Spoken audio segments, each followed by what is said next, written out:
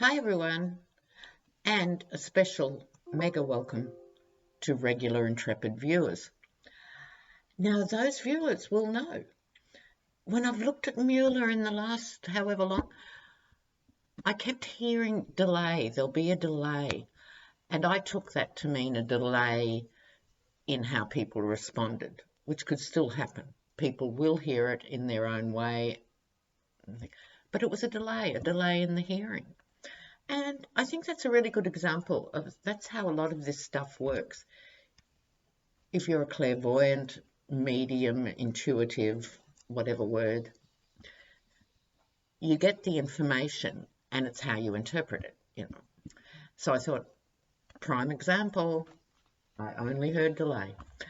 Now, thank you also for viewers who pointed out video 227 when I read on Epstein. Back months, far from going away, I said it's going to get bigger and bigger. And I think it's going to get very big and very ugly. And you'd have to think too, there's going to be a lot of Dems, I don't mean necessarily office holders, but a lot of Democrat voters who'll be caught up in this because Trump was never a Republican. Very few of these playboys actually are. So beware, there will be some Dems caught up in this. But before we get to Kamala Harris, Barr, oh my God, this is not a well man. I saw a picture of him a few days ago and I was shocked. I mean, he obviously didn't look that healthy when we first started seeing him, but now he looks like he needs 2 stents this afternoon. And it happened around the time where he unrecused himself. I didn't even know there was such a word. There probably isn't, but he did it. The compromise that went there, he's literally feeling sick with worry and not very well. So I'm going to use the Russian cards for him at the end of the Kamala Harris. Now, I've been saying I've got a few hesitations now about Kamala Harris. Please do not misunderstand. I think she's so smart. She's great. She's got such a good way of cutting to the chase and cutting through the crap. And she is so articulate and her story is compelling and she has experience.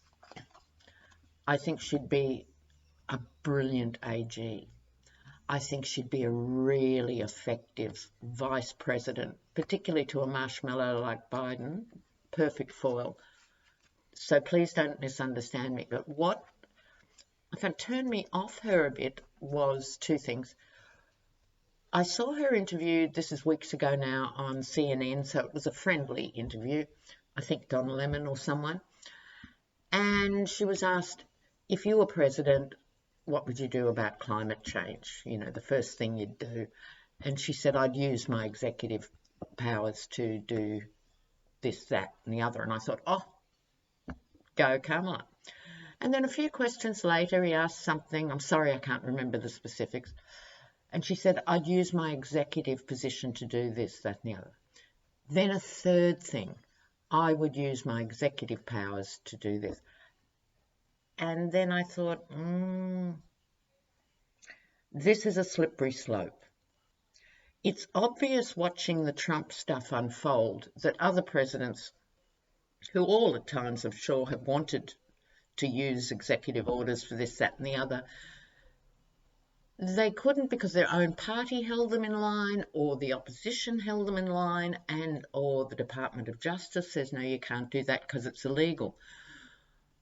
This is one of the more sinister legacies of Trump, unless it is nipped in the bud. And that's this idea that the president is king.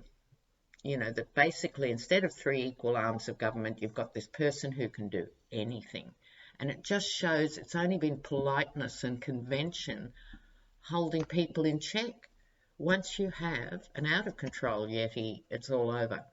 So I felt that was a bit, with Kamala Harris, I thought, even though she's representing the other side and would only do good things with her executive power, it's still an abuse of that position, and it still changes the fundamental nature of the political structure if you continually see it. She didn't mention the party. It was all about her as president.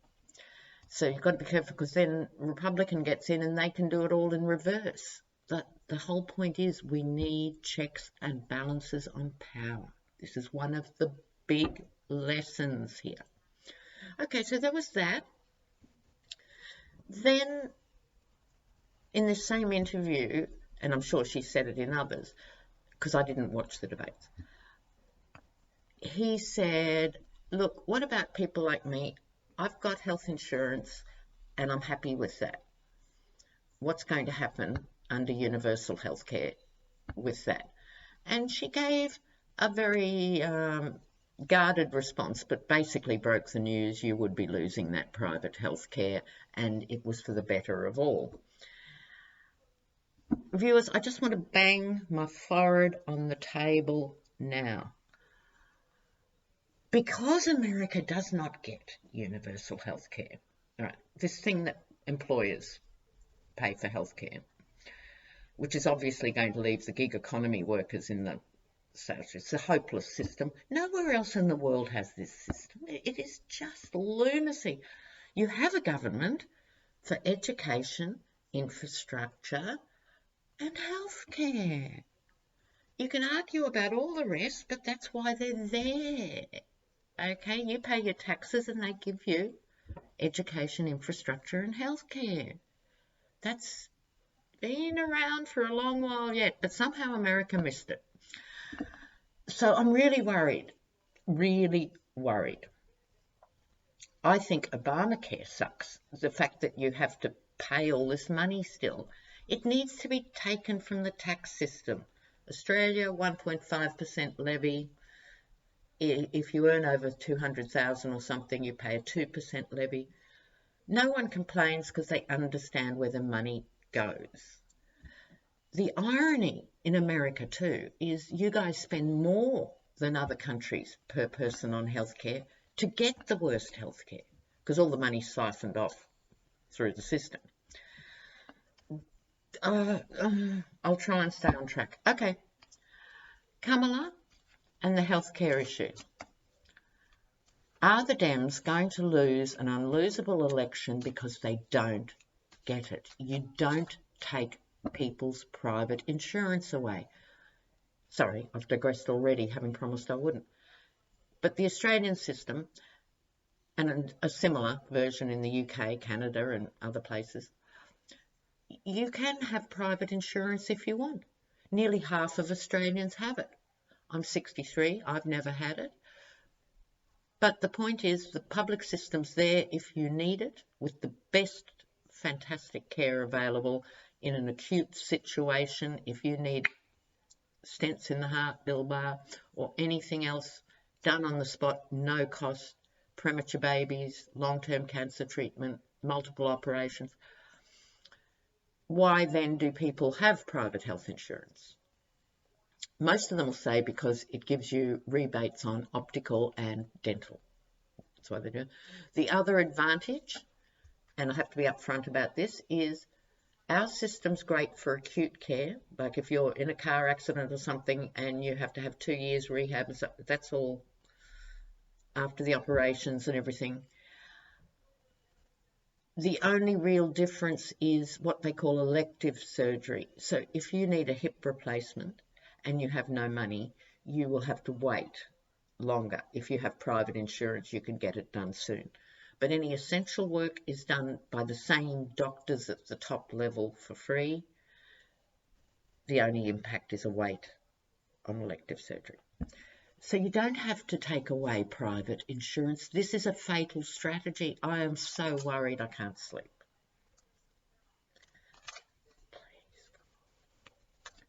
Dems and healthcare led by Kamala Harris, in that sense. Bernie, of course, but she's a very articulate spokeswoman, and like Elizabeth Warren and some of the others, you can convince people in a town hall situation that universal health care is ultimately the decent thing to do. But to tell 100-odd million Americans they're not going to have it, I think is imbecilic in the extreme. I can't believe the conversation. Okay, Kamala, healthcare and the Dems. Kamala, healthcare and the Dems.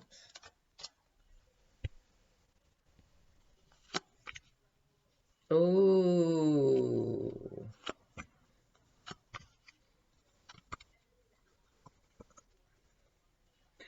Okay, it starts off as an absolute doozy. The devil. This is what is happening now. People are dying of preventable illnesses and from not being able to access surgery and so forth, dying because they're American. If they were Canadian or Brits, they would live another 20 years. This is disgusting. It's untenable. And this is truly what the current system is. It's not a healthcare system at all. It's a health insurance industry. It's disgusting. It's the embodiment of evil. This is the Republican card for me so often, and here it is. This is about the Dems, but the Republicans have turned up because they're going to do some tap dancing. They thought Obamacare would come and go. He got in saying he'd get rid of Obamacare, but people actually like it. Personally, I think it's the most ridiculous thing I've heard of too, that poor people still have to pay this money and then get punished if they don't, although that's being talked about or something. Who comes up with these ideas? Anyway, the Republicans know that they have to do something on this issue, and if the Democrats are not careful, the Republicans will just blame the judicial system. Oh, we couldn't roll back Obamacare, so we're stuck with it, and that'll be enough to keep their voters on board. Voters who would otherwise go to the Dems. This is such an important issue. It is the issue. Conflict inside the Dems, inside the GOP, inside. This is the conflict. But no one's coming up with a smart answer. No one's coming up with a really workable solution. This is why they need health sociologists. Okay, but there's strength here. There's strength. I'm pleased and relieved. There'll be the strength for this fight, and praise be that some sensible decisions emerge from this strength. I think this is the strength of the Dems to pull it off, but also the strength of conviction about this issue is essential. And then this is short-term outcome. This isn't talking about the 2020 election, moving to a better place. So, Kamala, I think you have a role to play in this. Why it was a bit of a fusion reading. It's about her, not about her. It is about her, it's not about her. It is about her because she is such a potent player. It's really important. And the smart thing for the Dems to do, until they work out what they think and what their party line is, just say, we would continue Obamacare while looking at other health models around the world that are mixed models. That's the key phrase we use in health sociology, a mixed model of health, public and private, right? So another advantage of private insurance is you could get your own room in a hospital as opposed to being in 2-bed or 4-bed. But in terms of the actual care, you are looked after in this system. It's not rocket science, it's social justice. So Dems, please keep working on this issue and don't take people's private insurance away. I've heard one model is a 5-year phasing out or something, but there'd be another election in that time and that could be a total balls up. I think part of the problem, I'm going to move to the Russian cards now with Barr, and while I'm shuffling, I will keep raving because this is my topic du jour, something I'm very passionate about.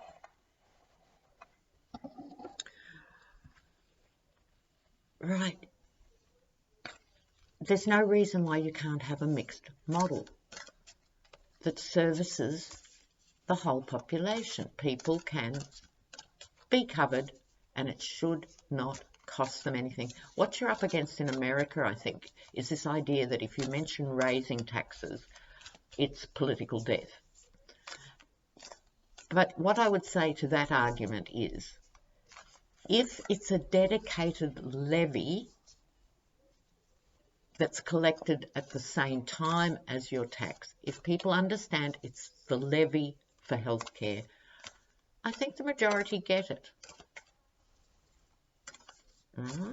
And I think most of middle America, who is vulnerable to losing their healthcare under that model, would go for it. Please start looking at whatever Canada is doing, because that's your closest. But now we're moving on to Bill I'm So Not Well Barr. So the first question is, why did he unrecuse? Unrecuse. Why did he unrecuse himself? Let's see.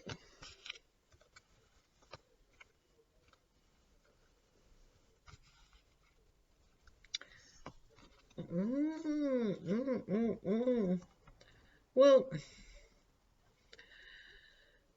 the Seven of Wands, which traditionally is being embattled, in the Russian cards, this is slightly different. There's a woman trying to hold back the man going out the door. I think the story depicted in this card is this is the new Slim Barr, he recused himself, which was the obvious and decent thing to do, and he was persuaded to stay. This card is ambivalent. Either this figure can break away and go on with what they were going to do, or this figure can draw them back. So it depends on context. I think it was Trump's message, but possibly delivered by a woman, and I would not be astonished to find out that it wasn't Ivanka who actually conveyed the message. After the Sessions debacle of recusal, there was no way Trump was going to have the R word in his stratosphere. There was no way he was going to let that happen. This has had a savage impact on Barr. The Three of Swords. This is heartbreak. Not because of the recusal or the non-recusal, but the fact he can't escape what he's done legally. And the Epstein case is going to grow and grow. It's a work in progress. It's not finished. Oh, hold on, I just got a message. Here's what my guides were saying to me. He thought he controlled Trump.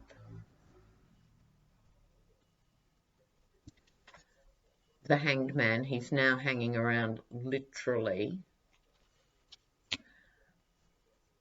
Remember how he got the job? He did that memo that he knew someone would take to Trump saying, I don't think a president can be indicted, which is how he got the job. He then gets the job and did deliver for Trump by mutilating and bastardizing the Mueller report. He excelled for Trump. But in Barr's mind, he thought Trump owed him for doing that. And you'd be wrong, because that's not how Trump works. But the message I got very clearly, he thought he owned Trump, and it's the other way around. Interesting. So let's just ask here quickly, because already this video is up to 20 minutes. That's because it involved healthcare and I can't help myself.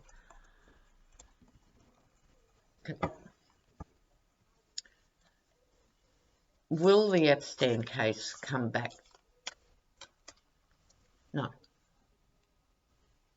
I think a better question is, will Bill Barr have legal complications himself, regardless of the source? Either what he did with the Mueller report or the Epstein case, or I'm sure some of the other things he's done. So will there be legal repercussions for Barr? Is that why he's looking so sick? Tension. His greed and lust for power was out there, and now he doesn't look at all good. Legal repercussions for Barr. Let's go, guys.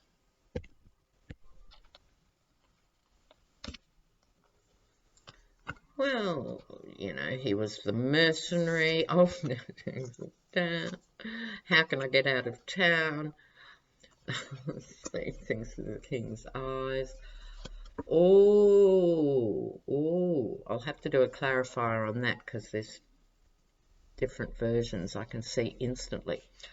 Okay, card of the mercenary, that's Barr. Sold his patriotism, sold his soul, didn't blink an eye, in it for the money and the power. Now he's being searched symbolically and I would suggest literally in terms of email trails and other things.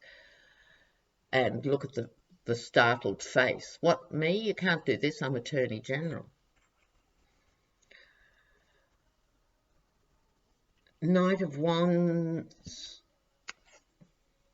The Knight of Wands. So Knights are opportunities. This is an opportunity to get out of Dodge. It's like the recusal was him trying to get out of Dodge. Get out of the profile, you know, not be seen and talked about. Get out. There's a chariot element to this strange old-fashioned vehicle, but everything about it was screaming, get out. This is the very weird King of Wands. The street sweeper with the king's glasses, according to the notes.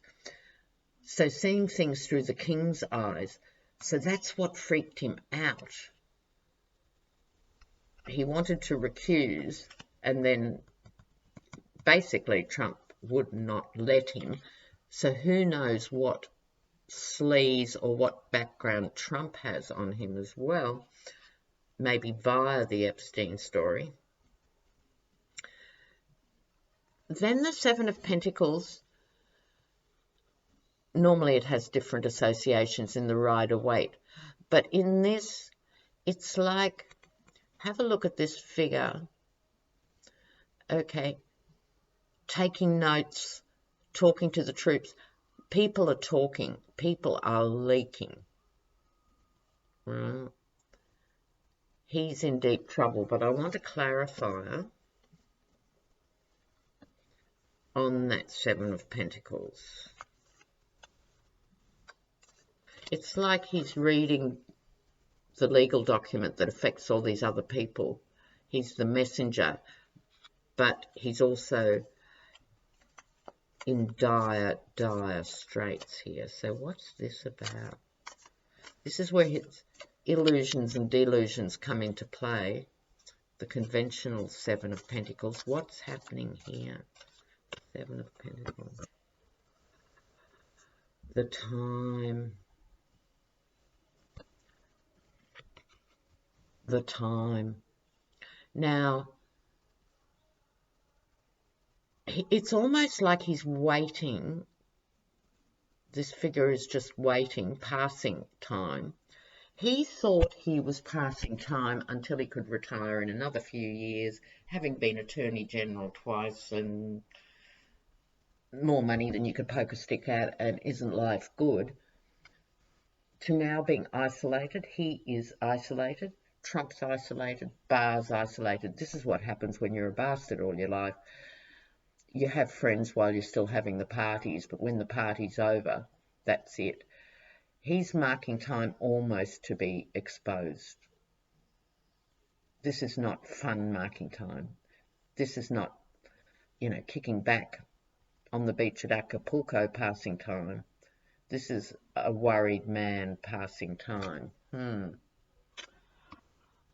All right, guys. Don't savage me about Kamala. It's just my point of view. If you love her, that's fine. Do not misunderstand me. I think she is a major player now and into the future. Lots of things I love about her. I was just expressing my view.